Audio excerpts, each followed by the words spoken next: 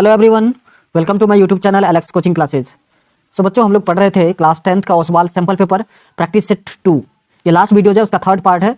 First part में हमने objective question discuss किया था, question number 1 to 20।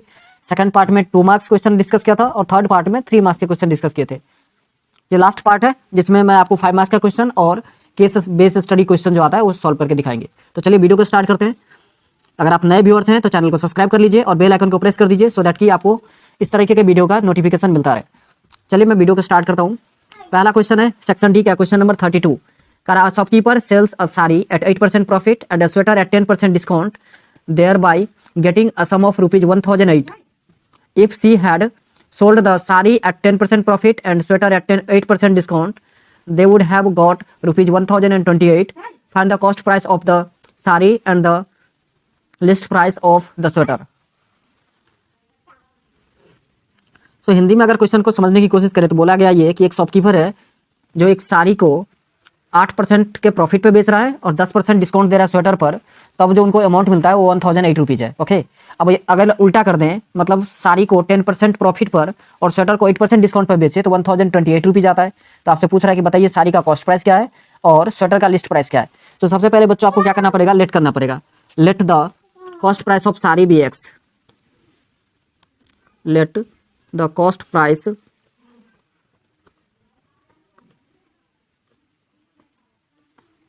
of sari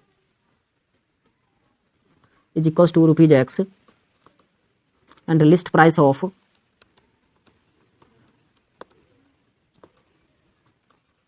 sweater.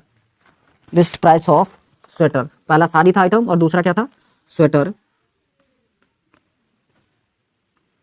Equals to ₹Y। अब पहला कंडीशन देखिए क्या बोला कि 8% प्रॉफिट पे बेचता है। तो आपने छोटी क्लास में पढ़ा था कि एसपी कैसे निकालते हैं, पहले जो परसेंटेज में दिया है उसको अमाउंट में निकाल लेते हैं, देन एसपी को होता है सीपी प्लस प्रॉफिट, और उसको ऐसे भी लिख सकते हैं CP plus 10% of CP.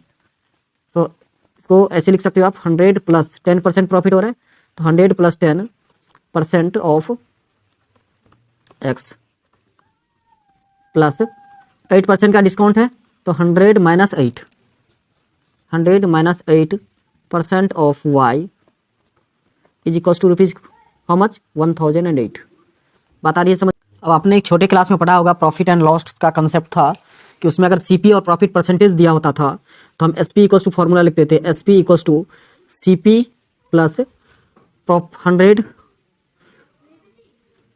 CP को मान लेते हैं 100 करके, नहीं तो 10% ऑफ सीपी, ये होता था फॉर्मूला, याद है। तो इसी फॉर्मूले को हम अभी यूज करेंगे यहाँ पर एसपी निकालने के लिए। तो देखिए क्या होगा, पहला क्या बोला था कि 8% का प्रॉफिट है तो 100 plus 8% of CP that is x, percent of x लिख दीजिए, प्लस अब बोला कि 8% का 10% का डिस्काउंट है तो 100 minus 10% of y is equals to ₹1008। अब देखिए 100 प्लस 8, हाँ 108 होगा। सो 108% का मतलब 108 divided by 100 into x plus 100 minus 10 that is 90% का मतलब 90 by 100 into y is equals to ₹1008। So 1008।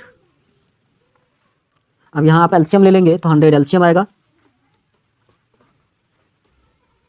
So 108x plus 90y is equals to ₹1008।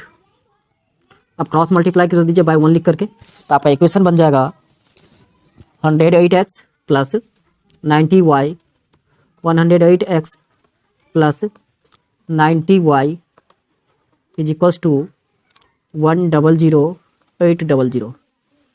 ये आपका हो गया equation 1 related to equation first. Similarly second case क्या था, उसमें 10% का प्रॉफिट है और 8% का डिस्काउंट है। तो 10% का profit means 100 plus 10% of x plus 100 minus 10, 8% का डिस्काउंट है तो 100 minus 8% of y, percent of y is equals to ₹1028। So 110 percent means 110/100 into x plus 92/100 into y is equals to 1028।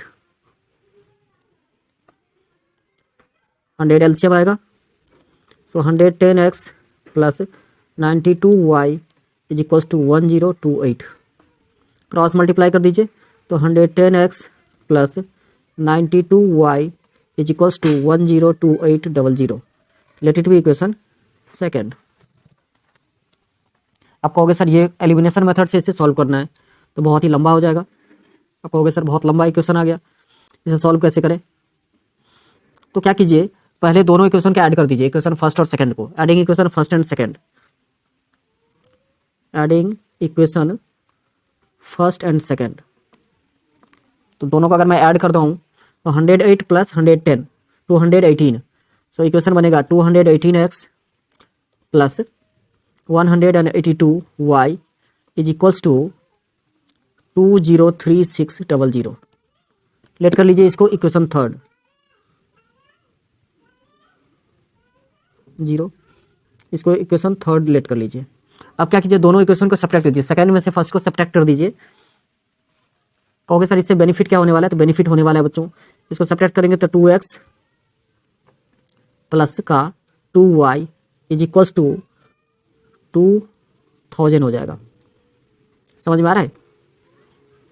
अब यहाँ से 2 कॉमन निकालिए तो x plus y is equals to 2000। 2 से 2 1 जा 2 2 तो 1000 हो जाएगा।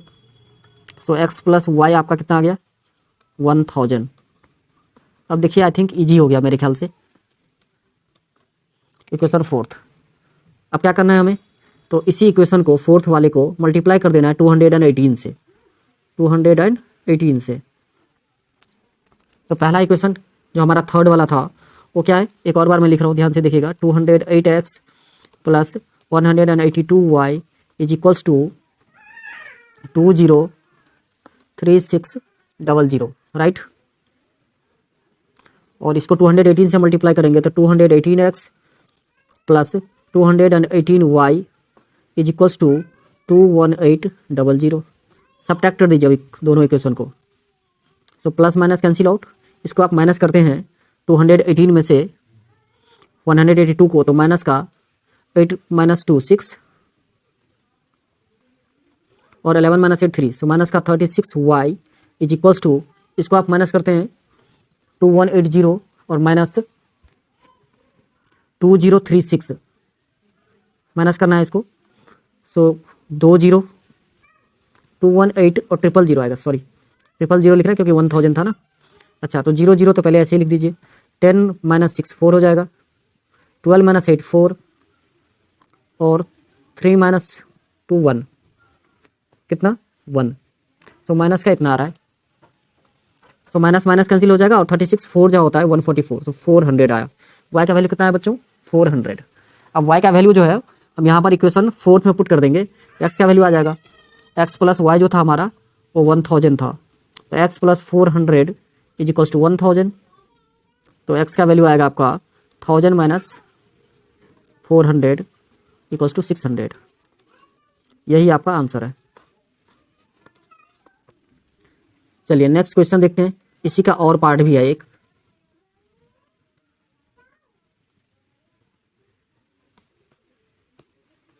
और पार्ट में है a railway half ticket cost half the full fare, okay, but the reservation charge are the same on the half ticket as on a full ticket. One reserved first class ticket from the station A to B cost 2530. Also one reserved first class ticket and one reserved first class half ticket from A to B cost 3810 rupees. Find the full first class fare from station A to B and also the reservation charge for the ticket.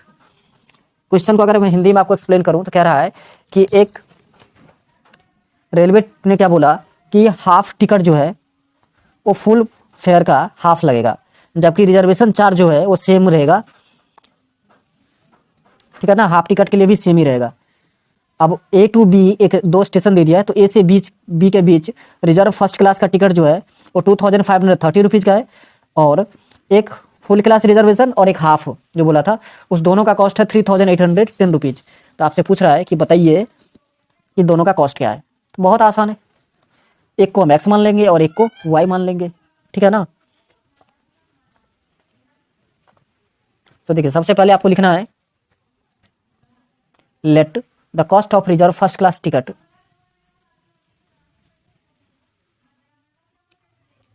let the first class reserve ticket, so let the first full first class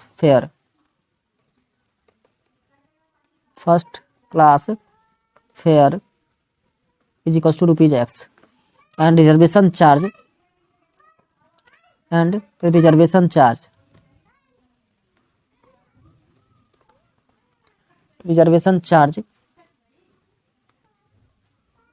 equals to rupees Y.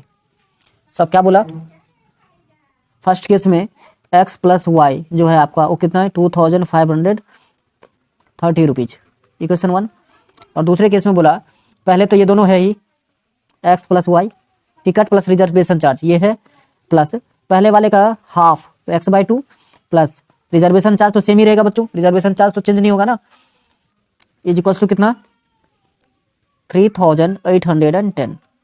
समझ में आ रहा है। अब ये होगा आपका सम करना है, तो 3x/2 plus 2y is equals to 3810। अब आप एलसीएम ले लीजिए, एलसीएम 2 आएगा, सो 3x प्लस 2 2 जा 4y is equals to 3810 rupees.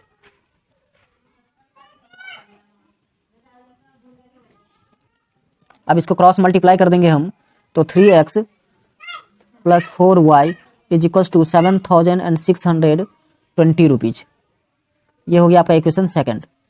अब इसको आप सॉल्व कर सकते हो किसी भी मेथड से, सो एलिमिनेशन सबसे इजी होता है, तो एलिमिनेशन से ही सॉल्व कर देते हैं। फर्स्ट इक्वेशन को 3 से मल्टीप्लाई कर देंगे और सब्ट्रैक्ट कर देंगे, सो 3x प्लस का 3y इज इक्वल्स टू 7590। 3 से मल्टीप्लाई कर रहे हैं तो 33 जा 90 और 25 3 जा 75, माइनस कीजिए, minus minus minus, so plus minus cancel out, sorry 3 3 cut जाएगा, 4y माइनस 3y y होगा, so y is equals to 0 12 minus 9 3, so 30 rupees. y कितना आ रहा है 30।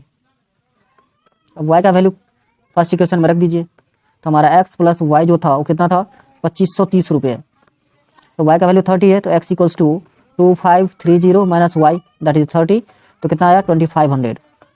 सो फेयर जो है वो 2500 रुपये का है और रिजर्वेशन चार्ज कितने हैं 30 रुपये का। नेक्स्ट क्वेश्चन है बच्चों, क्वेश्चन नंबर 33। करा in the figure given below L parallel M and the segment AB CD and EF are concurrent at point P, prove that AE by BF equals to AC by BD equals to CE by FD। बच्चों बोल दिया कि ये दो line जो आप यहाँ पे देख रहे हैं L और M ये पैरेलल है, और ये AB उसके बाद आपका CD EF ये सारे इस पॉइंट पर, ये जो पॉइंट आप देख रहे हैं यहाँ पर एक दूसरे को इंटरसेक्ट कर रहे हैं, तो हमें प्रूव करना है कि ये जो साइड का रेशियो है ये इक्वल है। तो साइड का रेशियो कब इक्वल होता है, जब दो ट्राइंगल हमारा सिमिलर हो जाता है। तो हमें क्या करना है, ट्राइंगल को सिमिलर दिखाना है। तो पहला ट्राइंगल हम लेने वाले हैं APE और दूसरा BPF। इस ट्राइंगल को, यहाँ पर बहुत छोटा फिगर है फिर भी मैं कोशिश करता हूँ लिखने की, इस ट्राइंगल को और इस ट्राइंगल को प्रूव करना है कि ये दोनों सिमिलर है। सिमिलरली फिर इसको और इसको करेंगे, ठीक है ना। चलिए स्टार्ट करते हैं। So in triangle APE and triangle BPF, ठीक है बच्चों, BPF एंगल AEP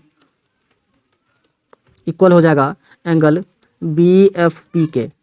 क्यों इक्वल होगा, तो ये अल्टरनेट इंटीरियर एंगल है। दूसरा एंगल APE जो है वो इक्वल हो जाएगा एंगल BPF के। ये कौन सा एंगल है, वर्टिकल अपोजिट एंगल। तो देयरफॉर ट्राइंगल APE सिमिलर हो जाएगा ट्राइंगल BPF के by AA similarity, by angle similarity. अगर आप दो ट्राइंगल सिमिलर होता है तो उसका जो साइड का रेशियो होगा वो इक्वल होगा। Therefore AP by so A P by B P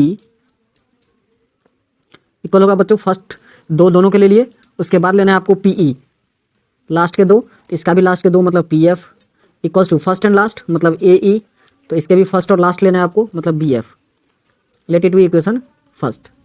similarly in triangle C P E, in triangle C P E and triangle D P F, इसको भी ऐसे ही एंगल एंगल सिमिलरिटी से आपको similar करके prove करना है। Angle C P E equal हो जाएगा एंगल डी पी एफ के। क्यों इक्वल होगा? तो ये वर्टिकल अपोजिट एंगल है, वी ओ ए शॉर्ट में लिख सकते हो आप, वर्टिकल अपोजिट एंगल। दूसरा C E P, angle C E P जो होगा वो इक्वल हो जाएगा एंगल डी एफ पी के। ये क्यों इक्वल होगा? तो अल्टरनेट इंटीरियर एंगल है, ए आई ए लिखते हैं हम लोग शॉर्ट में, तो therefore triangle C P E similar हो जाएगा ट्राइंगल डी पी एफ के। अब ये दोनों अगर सिमिलर है तो इसके साइड का रेशियो जो होगा वो क्या होगा? इक्वल होगा। तो इसमें भी आपको साइड का रेशियो फटाफट इक्वल लिख देना है। तो आप लिखेंगे C P by D P is equals to P E by P F is equals to C E upon में डी एफ। इसको इक्वेशन सेकंड मान लीजिए। Let equation second. Next triangle लेना है आपको, triangle A P C and triangle B P D. लिखेंगे in triangle A P C and triangle B P D. ध्यान से देखिएगा, ए पी सी और बी पी डी। ये रहा आपका ए पी सी, ए पी और सी मतलब ये ट्रायंगल यहाँ तक, और बी पी डी मतलब ये वाला ट्रायंगल। ठीक है, इस दोनों ट्रायंगल में ध्यान से देखिए क्या क्या इक्वल हो सकता है। तो एंगल ए पी सी जो होगा, एंगल ए पी सी ये इक्वल हो जाएगा एंगल बी पी डी के। क्यों इक्वल होगा? तो वर्टिकल अपोजिट एंगल है ये, वी ओ ए लिखते हैं हम लोग शॉर्ट में, आप फुल फॉर्म भी लिख सकते हैं वर्टिकल अपोजिट एंगल। और दूसरा एंगल ए सी पी जो होगा वो इक्वल हो जाएगा एंगल बी डी पी के। क्यों? Alternate interior angle. अब ये दोनों ट्रायंगल इसका मतलब सिमिलर हो गया, therefore triangle A P C similar triangle B P D by angle angle similarity. और अब ये दो ट्रायंगल अगर सिमिलर है तो इसका साइड का रेशियो क्या होगा? इक्वल होगा। सो ए पी फर्स्ट दो, इसके भी फर्स्ट दो मतलब B P is equals to P C last दो, इसके भी लास्ट दो लेने हैं आपको मतलब P D. First and last मतलब A C by B D. Let it be equation third. So from equation first second and third आपको लिखना है from equation first second and third. इस तीनों इक्वेशन को आप ध्यान से देखेंगे, कंपेयर कर देंगे तो आपको मिलेगा A E by B F equals to A C by B D equals to C E by F D. यही हमें प्रूव करना था, प्रूव्ड। चलिए नेक्स्ट क्वेश्चन देखते हैं। ये 33 था, next question number 34। Question number 34 है, इन the given figure the side of a square is 28 centimetre and radius of each circle is half of the length of the side of the square. Okay, अगर half है तो कितना हो जाएगा बच्चों? 14 हो जाएगा, रेडियस 14 हो जाएगा। ठीक है, okay. Where O and O dash are the centre of the circle, find the area of the shaded region. तो शेडेड रीजन का क्या करना है? हमें एरिया निकालना है। तो बहुत ही आसान, आपको इस फिगर को दिख पा रहे होंगे आप। सबसे पहले आपको गिवन डाटा लिखना है। क्या क्या गिवन है? Given that side of square, side of square ये आपको दे दिया 28, और radius of circle means r की बात करें तो इसका हाफ, तो 28/2 मीन्स 14 सेंटीमीटर। इतनी बात आ रही है समझ में? अब हमें शेडेड पार्ट निकालना है। तो शेडेड पार्ट में क्या करेंगे कि आपको दिख रहा होगा दो सेक्टर छूट रहे हैं। कौन कौन सा? एक ये सेक्टर छूट रहा है और दूसरा सेक्टर ये छूट रहा है। तो हम क्या करेंगे, सबका एरिया निकाल के दो सेक्टर का एरिया माइनस कर देंगे। समझ में आ रहा है ना? सबका एरिया निकालो, मतलब सर्कल का एरिया, इस सर्कल का एरिया, स्क्वायर का एरिया, तीनों को प्लस करो और एरिया ऑफ 2 सेक्टर माइनस कर दो, आंसर आ जाएगा। अब सेक्टर के लिए आप कहोगे सर एंगल, तो एंगल 90 डिग्री है, स्क्वायर है ना, तो स्क्वायर का ईच एंगल जो है वो 90 डिग्री होता है, तो यहाँ पर 90 डिग्री, यहाँ भी 90 डिग्री, क्लियर है। तो area of shaded reason, area of shaded region, shaded reason is equals to area of square plus 2 times of area of circle minus 2 times into area of sector, area of sector, ठीक है बच्चों। तो अब देखिए area of square की बात करें तो साइड इंटू साइड होता है, so 28 into 28 plus 2 times area of circle, area of circle pi r square होता है, so pi 22/7 into 14, clear, minus 2 into area of sector means 90/360 into pi r square, तो pi 22/7 into are square means 14 into 14, so 94 जा 360, 2 2 जा 4 और 7 2 जा 14, ये 2 से 2 cancel हो जाएगा, क्लियर है बच्चों। यहाँ देखिए 7 1 जा 7, 7 2 जा 14, तो 28 इंटू 28, तो 28 इंटू 28 हो जाएगा 784, 784 प्लस 2 2 जा 4 और 14 4 जा 56, तो 56 इंटू 22 माइनस 22 इंटू 14, तो 308 हो जाएगा, 14 2 जा 28, 14 2 जा 28 और 2 30, तो 308, तो 784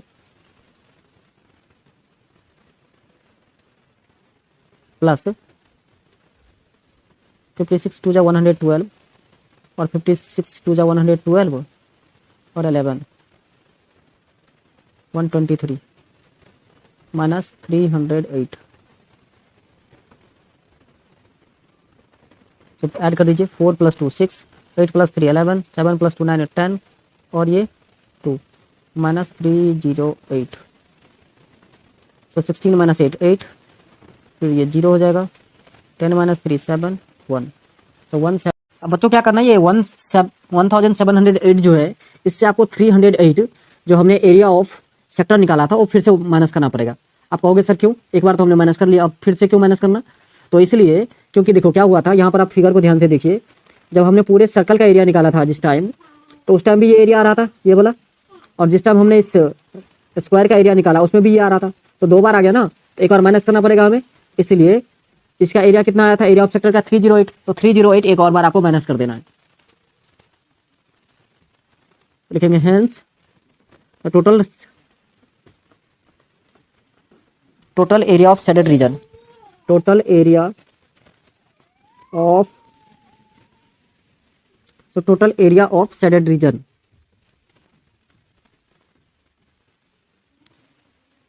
is equals to 1708 minus 308, आप माइनस करेंगे तो 1400 सेंटीमीटर स्क्वायर, यही आपका आंसर है। चलिए नेक्स्ट क्वेश्चन देखते हैं, क्वेश्चन नंबर 34 का ही और पार्ट भी है, 34 पार्ट का रहा है, a solid is in the shape of cylinder with hemisphere and the total height of the solid is 20 centimetre and the diameter of the cylinder is 7 cm, find the total volume of the solid। Okay अब देखिए एक solid shape है जो cylinder है और उसके दोनों and पर क्या लगा हुआ है, तो एक हेमिस्फीयर लगा हुआ है कुछ इस टाइप से, अभी आपको ड्राइंग दिख जाएगा,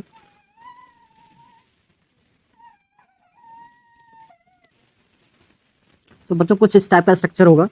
अब क्या बोला था, टोटल हाइट जो है वो 20 है, 20 का मतलब यहाँ से लेकर के यहाँ तक की जो हाइट है टोटल वो है आपका 20, ठीक है, और ये डायमीटर कितना है 7, तो रेडियस कितना हो जाएगा बच्चों, ये 3.5, सिमिलरली इस तरफ भी रेडियस कितना 3.5, तो इस सिलेंडर का हाइट कितना बच गया, यहाँ से लेकर के यहाँ तक 3.5 प्लस 3.5 7 माइनस कर दोगे आप 20 से, तो 13 बचेगा, ये हो गया सिलेंडर का हाइट, रेडियस तो सेम ही हो जाएगा 3.5 और वी कैन से 7/2, ठीक है बच्चों। अब क्या करना है, वॉल्यूम निकालना है टोटल, तो volume of cylinder plus volume of 2 times of hemisphere, ये हो जाएगा आपका आंसर। तो चलिए अब इसको सॉल्व करके दिखाते हैं आपको। सबसे पहले आपको लिखना है गिवन दैट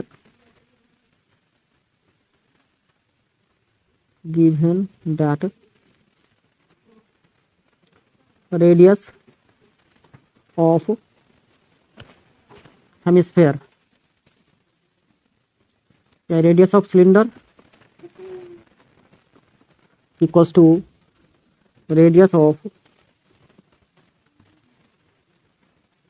हेमिस्फेयर। अब area of seven region find out करने के लिए बच्चों क्या करना पड़ेगा, 300 एक और बार आपको माइनस करना पड़ेगा।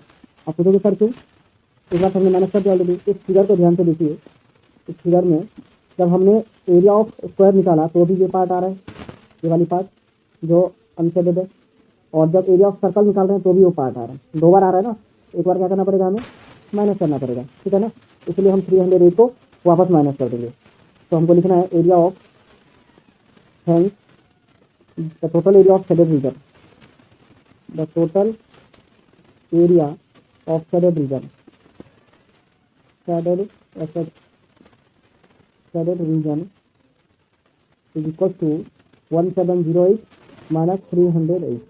आंसर कितना आएगा, 1400 सेंटीमीटर स्क्वायर। ये आपका आंसर हो जाएगा, ठीक है। समझ में आ रहा है, आसान है, ज़्यादा कुछ हार्ड नहीं है इसमें। चलिए नेक्स्ट क्वेश्चन देखते हैं। नेक्स्ट क्वेश्चन है 34 का ही और पार्ट है। Solid is in the shape of cylinder with hemisphere and. अच्छा, एक सॉलिड है जो सिलेंडर के शेप का है लेकिन उसका एंड पर हेमिस्फेयर लगा है। कुछ इस टाइप से ड्राइंग आपको मैं करके दिखा देता हूँ, कुछ इस टाइप का समझिए।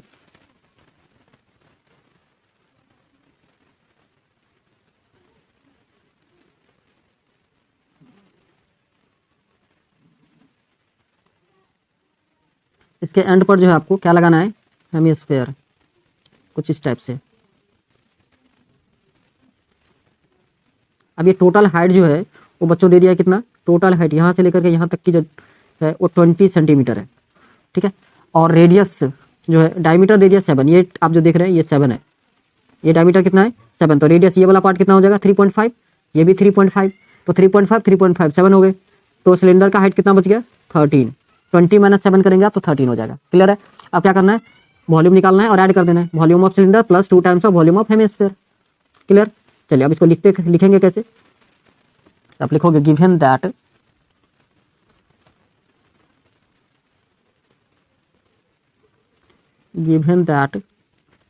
Diameter dia of cylinder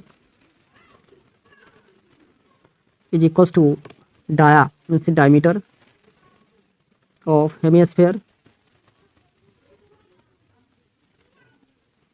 is equals to 7 centimetre. तो रेडियस कितना हो जाएगा half, so radius is R equals to 7/2 centimetre. Height of cylinder,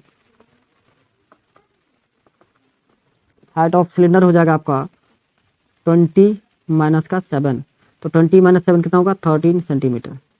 अब हमें क्या निकालना है, volume. So volume of solid shape equals to होगा volume of cylinder plus 2 times of volume of hemisphere. ठीक है ना, क्योंकि दोनों एंड पर हेमिस्फीयर है तो 2 times of volume of hemisphere. अब वॉल्यूम ऑफ सिलेंडर होता है pi r square h plus 2 into 2/3 pi r cube. ठीक है, तो यहाँ से पाई आर स्क्वायर आप कॉमन निकाल सकते हो, तो एच प्लस 4/3 आर। अब पाई का value 22/7 into are square means 7/2 into 7/2। H की बात करें तो 13 प्लस 4/3 इंटू 7/2। 7 से 7 कैंसिल, 2 से 2 11 जा, तो 11 7 जा 77/2 इंटू 13 प्लस 2 1 जा 2, 2 4 जा 2 2 जा 4, तो 7 2 जा 14/3, तो 77/2 इंटू 13 3 या 39 प्लस 4 53 अपॉन में 3। समझ में आ रहा है? तो 77 इंटू 53/2 3 जा 6। इसको आप डिवाइड करेंगे तो 680.1 समथिंग आएगा सेंटीमीटर क्यूब। यही आपका आंसर। चलिए next question number 35। 35 number question है आपका। On annual day of a school 400 student participating in the function frequency distribution table showing their age is as shown in the following table.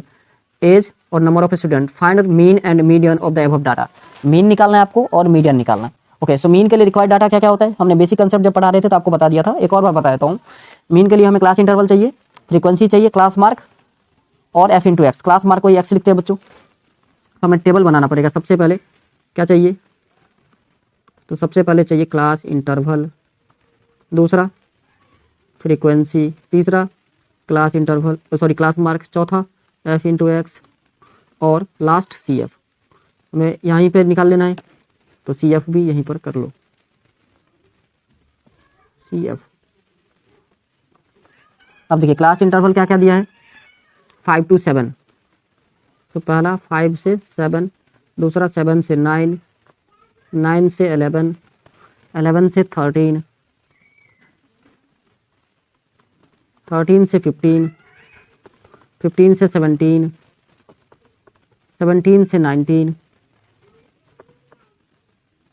ठीक है, okay. Frequency की बात करें तो 70, फिर 120, उसके बाद 32, 100, इसके बाद 45, 28 और 5। एक्स कैसे निकालते हैं बच्चों? चलिए इसको थोड़ा सा लाइन के द्वारा खींच ही देते हैं ताकि एक सीधे में रहे।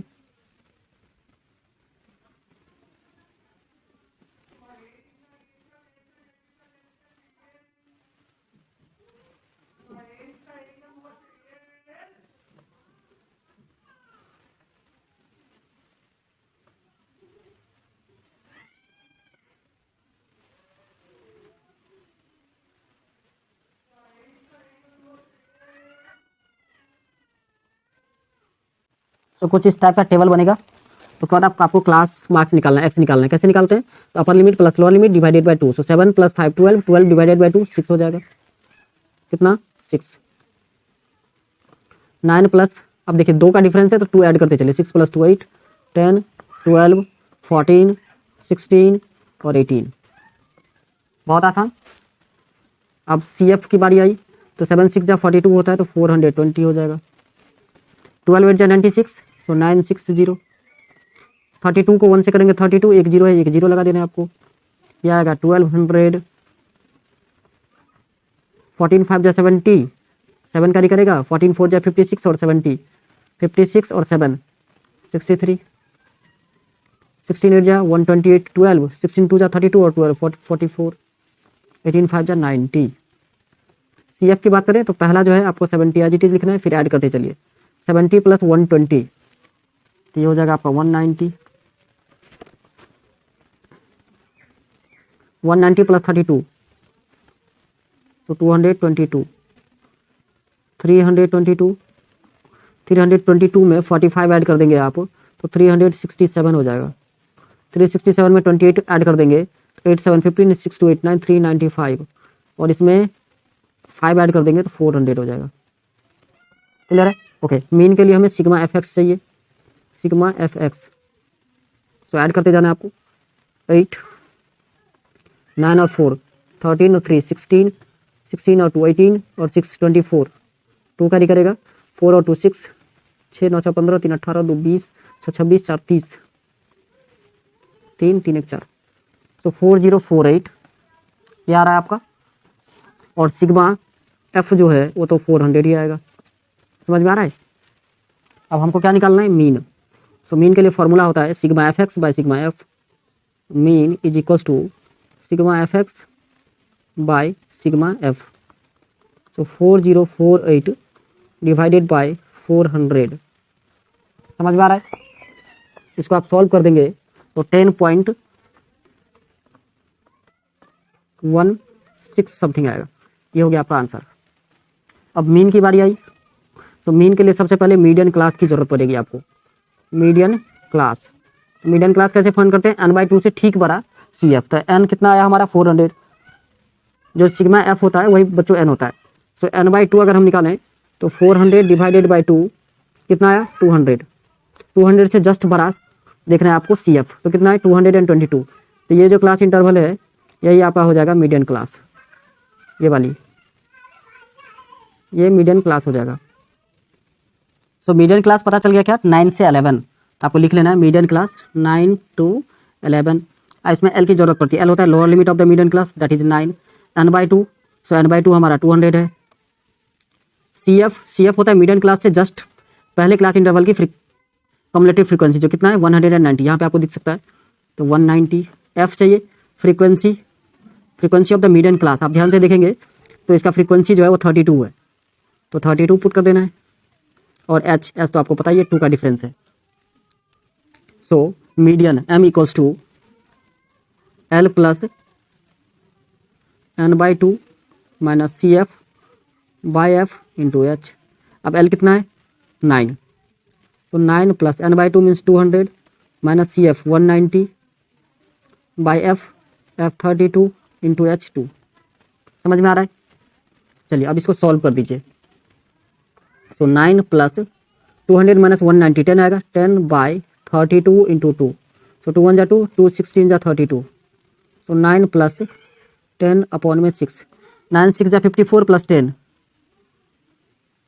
64 बाई 6, डिवाइड करेंगे आप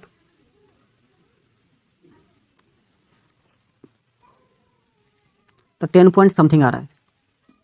सॉरी 16 है यहाँ पर, क्या है ये बच्चों 16 है। सो 16 9 जा 144 प्लस 10 154 बाई 16। अब डिवाइड करेंगे तो 9.625 आएगा। यही आपका आंसर, ये है आपका मीडियन। चलिए नेक्स्ट क्वेश्चन देखते हैं। ये क्वेश्चन नेक्स्ट है क्वेश्चन नंबर 36, जो आपका केस बेस्ड स्टडी है। चलिए केस बेस्ड स्टडी थोड़ा सा क्वेश्चन लंबा होता है, पढ़ना होता है आपको। पढ़ लिए एक बार क्वेश्चन समझ में आया तो बहुत ही इजी कंसेप्ट होता है। कह रहे Varun has been selected by his school to design logo for sports. अच्छा, वरुण को सेलेक्ट किया गया है कि वो स्कूल के स्पोर्ट्स का लोगो डिजाइन करे। बहुत अच्छा। T shirt for student and staff, the logo is designed in different geometry and different colour according to the theme in the given figure. A circle with centre O is inscribe in a triangle ABC such that it touches the side AB, BC and CA at point DE and F respectively. The length of side AB, BC and CA are 12, 8 and 10 cm respectively. Find the length of AD and BE. Okay, so यहाँ पर बच्चों ये जो design किया गया, इस design में कैसा लोगो बनाना है? तो एक सर्कल होगा जो ट्रायंगल ABC के अंदर होगा, ठीक है। तीनों ये जो सर्कल इस ट्रायंगल के तीनों साइड को 3 डिफरेंट पॉइंट पे टच करेगा, DE और F पर। AB, BC और AC का वैल्यू आपको दे दिया है, तो पूछा है find the length of AD and BE। तो AD और BE का लेंथ क्या होगा ये आपको पता करना है। और दूसरा क्वेश्चन है, if the radius of the circle is 4 centimetre find the area of OAB। OAB का एरिया निकालना है। तो देखिए बहुत आसान। सबसे पहले इस ड्राइंग को अगर मैं थोड़ा सा बड़े लेवल पे कर दूं, एक बड़ा सा ड्राइंग कर दूं, तो कैसा दिखेगा? कुछ इस टाइप से। ध्यान देना है आपको। ट्राइंगल एक सपोज कीजिए ये ट्राइंगल है, इसको मैं साइड में ही कर देता हूँ यहीं पर। इसके अंदर एक सर्कल, सपोज कीजिए ये एक सर्कल है,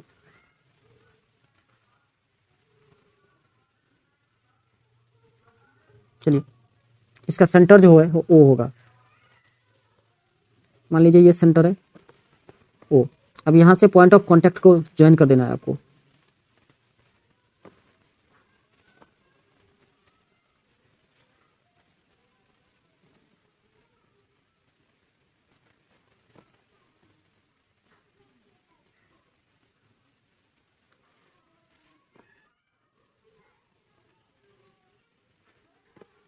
सपोज कीजिए वापस से एक ड्राइंग,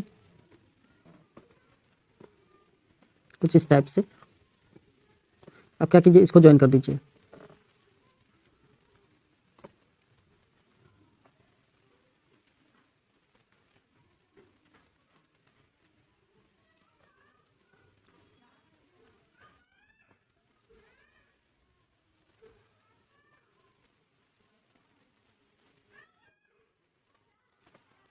ये आपका ओ है। अब साइड जो है आपको जो दिया गया है उस साइड का ध्यान से आप देखेंगे तो ए क्या सब दिया था, ए बी नेमिंग करें तो ये हमारा ए है, ये बी है, ये ए बी सी डी ई और एफ। तो ए बी कितना दिया आपको, ए बी जो है दिया है हमें 12। तो ए बी दे दिया 12, बी सी कितना दे दिया 8 एंड सी ए कितना दिया है 10। मतलब ए बी 12, ये पूरा दे दिया आपको 12, बी सी 8, ये साइड 8 है, और सी ए 10, ये साइड हमारा 10 है। क्लियर है बच्चों? चलिए इसकी अब कोई ज़रूरत नहीं। अब देखिए हम ए डी को एक्स मान लेते हैं, इसको एक्स मान लेंगे, इसको एक्स। तो ये अगर ए डी एक्स है तो ए एफ भी एक्स होगा, ठीक है ना। तो डी बी कितना हो गया 12 minus X. Let A D equals to X. अगर ए डी एक्स है तो आपका डी बी क्या हो जाएगा, तो ए डी इक्वल्स टू आप लिख सकते हैं ए एफ। क्यों, tangent from the same external point. तो ये हो गया डी बी होगा आपका 12 minus X which is also equals to B E. समझ में आ रहा है बच्चों? ओके। अब देखिए यहाँ पर एक 90 डिग्री एंगल क्रिएट होता है टेंजेंट पर। तो अब ध्यान से देखिए नेक्स्ट क्या हुआ। तो हमारा पूरा सी ई जो था वो कितना था, सी ई का वैल्यू अगर निकालना चाहें तो क्या हो जाएगा 8 minus D B, 8 minus D B या बी ई बराबर है ये दोनों, तो 8 माइनस का बी ई ये होगा। सो 8 माइनस बी ई का वैल्यू कितना है 12 माइनस एक्स, तो 12 माइनस का एक्स, तो 8 माइनस 12 और माइनस माइनस प्लस का x, so minus 4 plus x, और इसको आप कह सकते हो एक्स माइनस का 4। बात आ रही है समझ में? और सी ई और सी एफ इक्वल होगा, तो इसी के इक्वल में हम सी एफ को भी लिख सकते हैं। तो सी ई और सी एफ का वैल्यू कितना आ गया एक्स माइनस का 4। अब देखिए एक्स माइनस 4 जो है वो किसके इक्वल हो जाएगा, तो 10 माइनस एक्स के, क्योंकि ये एक्स है और ये 10 है, तो सी एफ का वैल्यू कितना आएगा, ये वैल्यू कितना आएगा 10 माइनस एक्स। और अभी हमने कितना निकाला एक्स माइनस 4, ये दोनों इक्वल होना चाहिए। तो 10 minus x is equals to x minus का 4। So 10 plus 4 is equals to x plus का x, so 14 is equals to 2x। तो एक्स कितना आएगा बच्चों 7, 2 1 जा 2 7 जा 14 होता है, सो 7 सेंटीमीटर आ गया आपका एक्स का वैल्यू। समझ में आ गया? तो ए डी 7 सेंटीमीटर हो गया। अब बी ई आपको निकालना है तो 12 माइनस 7 कर दीजिए, मतलब 5 सेंटीमीटर। अगर आपको बी ई निकालना है तो 5 सेंटीमीटर हो जाएगा। ओके। अब नेक्स्ट चलते हैं हम। नेक्स्ट बोला रेडियस जो है वो कितना है 4 सेंटीमीटर। अब आपसे पूछ रहा है कि क्या निकालना है, ओ ए बी का एरिया निकालना है। ओ ए बी मतलब कितना एरिया, ध्यान से देखिएगा, ये एरिया इतना एरिया हमें निकालना है। तो ये 4 है और ये पूरा 12 है, ये पूरा कितना है 12। तो area of triangle O A B equals to half into base into height. तो 2 1 जा 2 2 2 जा 4, सो 12 2 जा कितना हो जाएगा 24 सेंटीमीटर स्क्वायर। हो गया आंसर। थर्ड क्वेश्चन क्या है इसमें, तो थर्ड क्वेश्चन आपका कह रहा था इसका, अब आई थिंक ड्राइंग की कोई ज़रूरत नहीं है बच्चों, या ड्राइंग हम लोगों ने समझ ही लिया है कि कितना कुछ क्या सब करना था, तो सारा यूज कर लेंगे अब। थर्ड क्वेश्चन था कि calculate the perimeter of triangle A B C. बहुत आसान, क्या करना है पेरीमीटर के लिए, तो पेरीमीटर के लिए हमें करना क्या है कि तीनों के साइड को प्लस कर दीजिए। तो perimeter is equals to 12 plus 8 plus 10, so 12 8 20 10 30, so 30 centimetre. ये हो गया आंसर। चलिए नेक्स्ट क्वेश्चन देखना है हमें।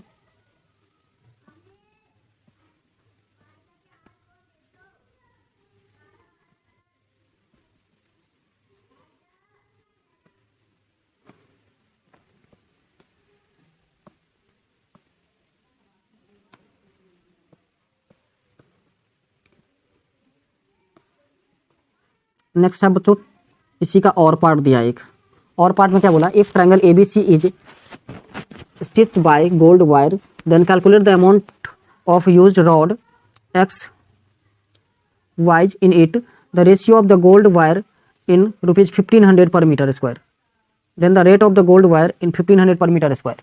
ओके, सो देखिए रेट जो है हमारा दिया है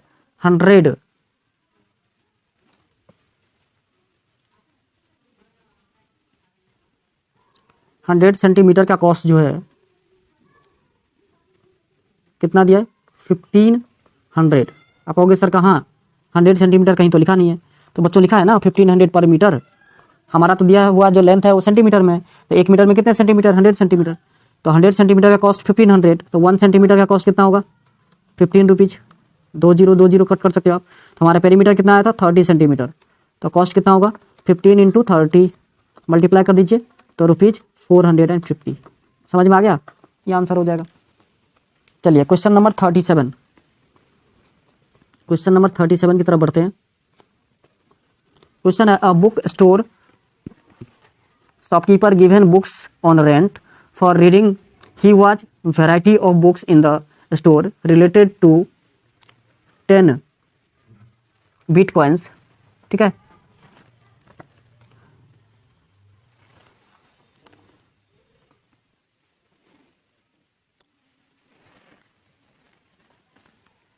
variety of books in his store related to fiction, stories and cues, etc. He takes a fixed charge of the first 2 days and the additional charge for subsequent day. Amruta paid 22 for book kept for 6 days, while Radhika paid 16 for keeping the book in 4 days. Assume that the fixed charge be X and additional charge be Y. Based on the above information, answer the following question. Okay. अब देखिए बोला कि एक shopkeeper है जिसके पास fiction और quiz related बहुत सारे वैरायटी ऑफ बुक है जो रेंट पर देता है। तो फर्स्ट 2 डेज का फिक्स चार्ज है और उसके बाद अगर आप लेते हैं तो एडिशनल चार्ज आपको पे करना होता है। ठीक है, यहां पर दे दिया है कि मान लीजिए कि फिक्स चार्ज कितना है एक्स,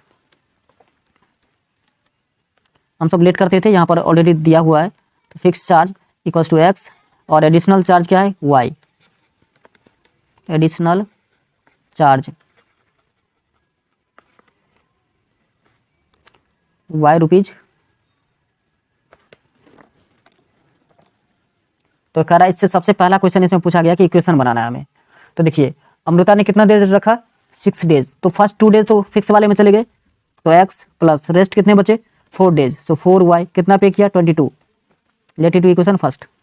और दूसरा बच्चा का नाम है राधिका, राधिका कितने 4 डेज के लिए थी, तो 2 डेज तो एक्स में चला गया, कितना बचा 2 डेज लेफ्ट, कितना पे किया 16। ये हो गया इक्वेशन सेकंड, फर्स्ट पार्ट हो गया। सेकंड करा था frame the algebraic equation for Amrita और राधिका, दोनों क्वेश्चन कर दिया हमने। What is the additional charge for each second day, additional charge क्या है ये, तो दोनों इक्वेशन को सब्ट्रैक्ट कर दीजिए, X X cancel, 2y is equals to 6, 2 1 जा 2, 2 3 जा 6, सो y का वैल्यू कितना है बच्चों 3। ये हो गया एडिशनल चार्ज, y ही माना था हमने एडिशनल चार्ज, सो additional charge 3 rupees per day, याद रहेगा। अच्छा, और मैं पूछ रहा है which is the total amount paid by both if both of them have kept the book for 2 more days.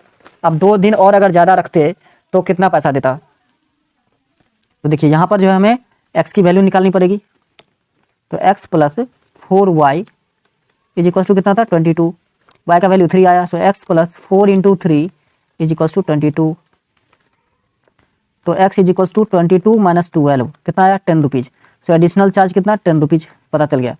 अब क्या कह रहे हैं कि 2 दिन और ज़्यादा रखता,